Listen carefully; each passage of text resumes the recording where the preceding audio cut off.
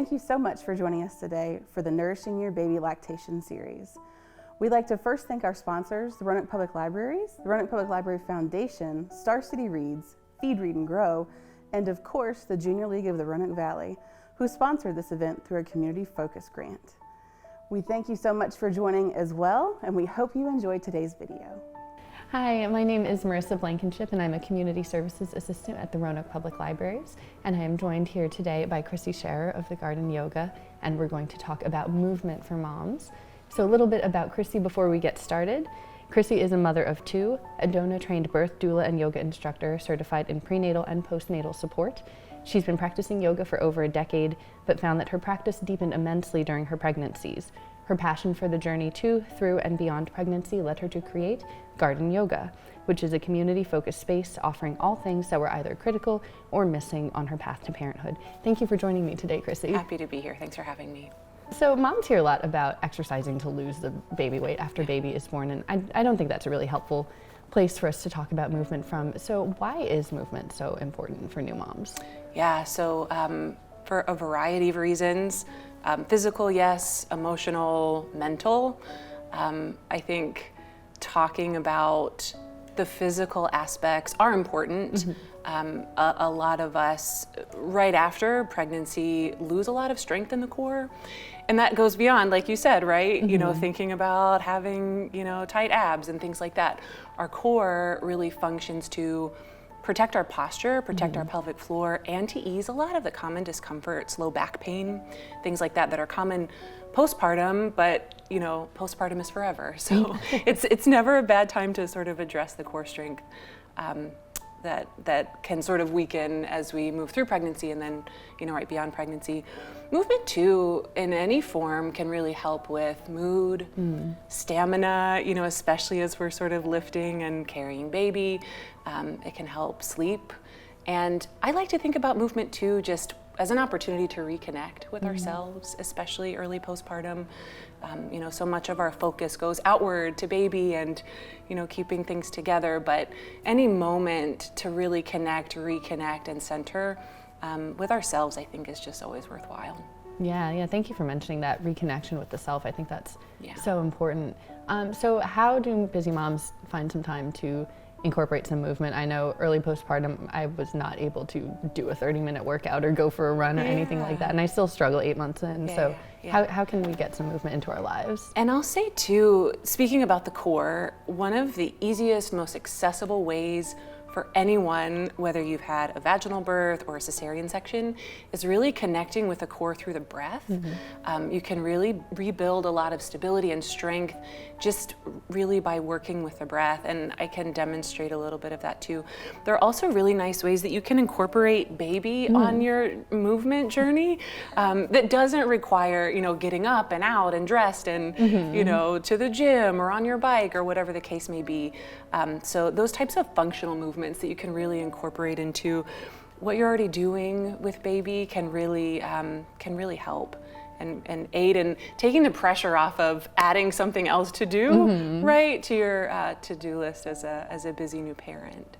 Yeah. And so do you mind if I maybe share this breath technique? Go ahead, yeah. So an important way to start engaging with the breath, sometimes we breathe in our chest.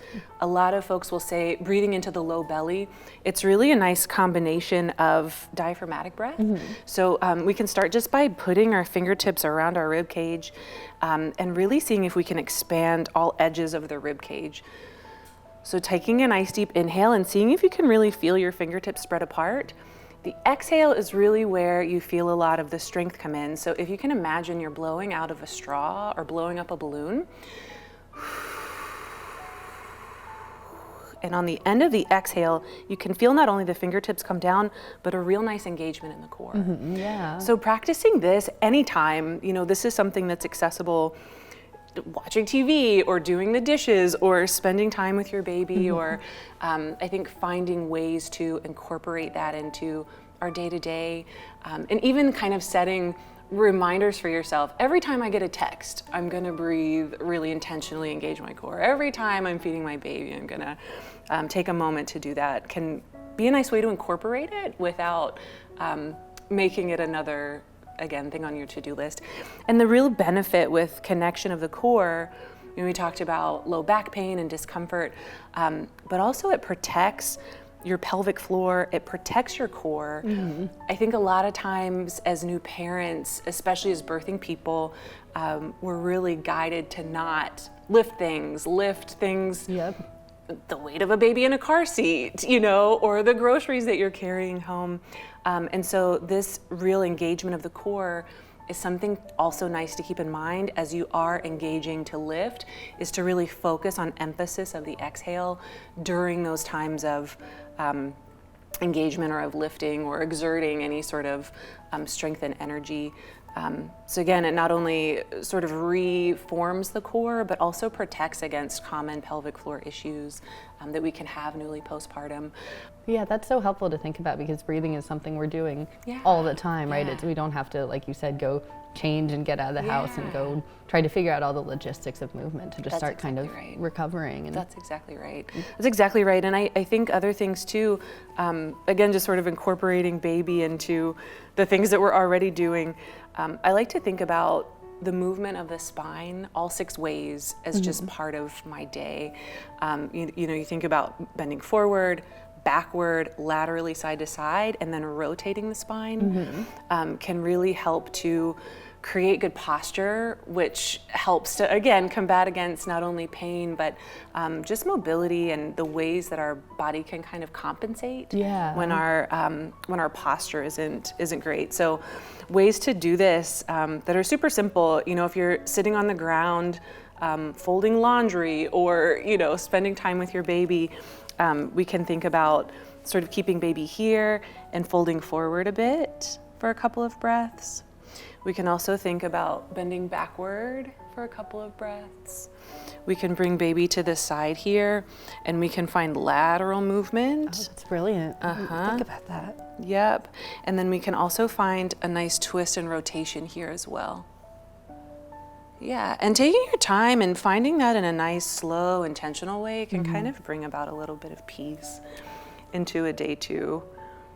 I feel like that'll help baby too if they're fussing. I remember there's one night where my son was really crying and I started intentionally breathing slowly and he eventually kind of calmed down with me. Yeah. That makes me think in yoga, we talk a lot about the breath and focusing on the breath. I think one really powerful practice, especially in moments like that, are focusing on your baby's breath. Oh yeah. Right? So, just finding moments, if you need to sort of center, finding your breath first, and then really connecting with your baby's breath. You can kind of co-regulate in those ways that can add those moments of, rest and reset in partnership with your baby, which I think is a beautiful thing. Oh, I love that so much. This is baby Susie. Hi, baby Susie. Yeah, baby Susie. So thinking about all of that, thinking of all of the things we do with baby every day, I know that as a new nursing mom, I'm like you said, posture is so important, and I'm struggling with it. I do a lot of this, especially the good old contact nap on the couch, where I'm like this, holding my son. Do you have any specific exercises that might kind of help combat that rounding? Even just doing that one breathing movement felt so opening. Yes, absolutely. And I think this is sort of like a human condition for us these days. We're on our phones, or we're on the computer, or we're driving. And any sort of baby feeding totally exacerbates that. So yes, I think, and sort of like we talked about the core, the strength in the core to help alleviate low back pain. Same with the chest, we can sort of think about strength in the chest. Our chest does not get a lot of airtime, right? So not a lot of strength builds in just the way we live our lives.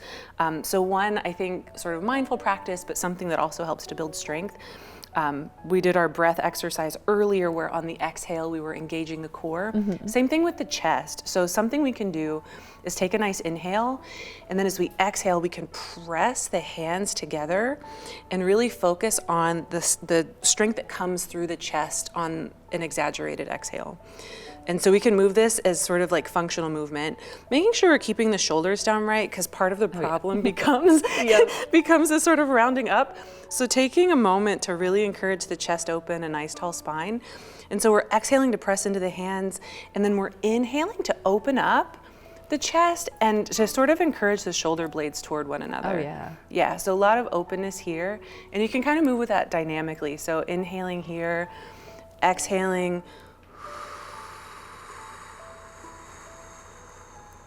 Nice. And keeping that moving gives you sort of that range of motion of the back and the shoulders, but also strength in the chest here, which we don't get enough of, Yeah. especially as breastfeeding parents. Feeling that more than I thought I would. Yeah, nice. That's awesome. Yeah. Well, thank you so much for joining me today. Is anything course. else you'd like to add or say? Yeah, I think we put a lot of pressure on ourselves as new parents. And so finding ways to, again, move, breathe, be intentional in everyday moments is really the advice that I've given myself, as a mother. And I think, again, adding one more thing to the to-do list is a lot of pressure. And so finding those functional, meaningful, daily, often opportunities for movement can really make a difference. That's awesome. And I'm definitely going to try to make a routine of breathing. I like that every time you get a text instead of just going and looking at the phone, take a moment, breathe, and then look at the text. Nice. So thank you so much for joining me. And where can people learn more about you? Yeah, so I'm the Garden Yoga. I'm on Instagram at the Garden Yoga, and my website is thegardenyoga.org. Yeah, and so a lot of offerings, especially prenatal, postnatal. I'm really passionate about community, so I try to curate that in the space. Well, that's wonderful. And thank you again, and thank you to everybody for watching today.